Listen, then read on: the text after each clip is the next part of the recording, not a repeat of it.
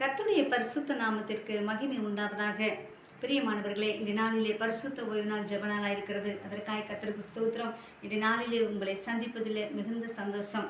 இன்றைய நாளிலே ஆண்டவராகிய கர்த்தர் நமக்கு கொடுக்கிறதான வசனம் நீதிமொழிகள் 19ஆம் அதிகாரம் 17ஆம் வசனம். ஏழைக்கு இறங்குகிறவன் கர்த்தருக்கு கடன் கொடுக்கிறான், அவன் கொடுத்ததை அவர் திரும்ப கொடுப்பார். ஆமென். பிரியமானவர்களே, ஏழைக்கு இறங்குகிறவன் கர்த்தருக்கு கடன் கொடுக்கிறான். எவ்வளோ பெரிய ஆச்சரியம் பாருங்க. நாம் ஒருவருக்கு செய்கிற உதவியானது, அதாவது சிறுமையானவர்களுக்கு நாம் செய்கிற ஒவ்வொரு உதவியும், அதாவது தேவையோடு இருக்கிற பிள்ளைகளுக்கு நாம் செய்கிற அந்த உதவியானது அது கர்த்தருக்கு கடன் கொடுக்கிறதா இருக்கிறது என்று வேதம் சொல்கிறது. அப்போ நம்ம கொடுக்கறத கர்த்தர் நமக்கு என்ன செய்வாராம்? திரும்ப கொடுப்பாராம். ஆகவே கொடுங்கள், அப்பொழுது உங்களுக்கும் கொடுக்கப்படும் என்று சொன்ன வேத வசனத்தின்படியாக இன்றைய நாள் முழுவதும் யாராவது சிறுமையானவர்கள் இருந்தால் இந்த நாள் முழுவதும் அவர்களை நினைத்து அவர்களுக்காக உதவி செய்ய உங்களால் முடியுமானால் உதவி செய்யுங்க. ஆண்டவருடைய சித்தத்தை செய்யுங்க.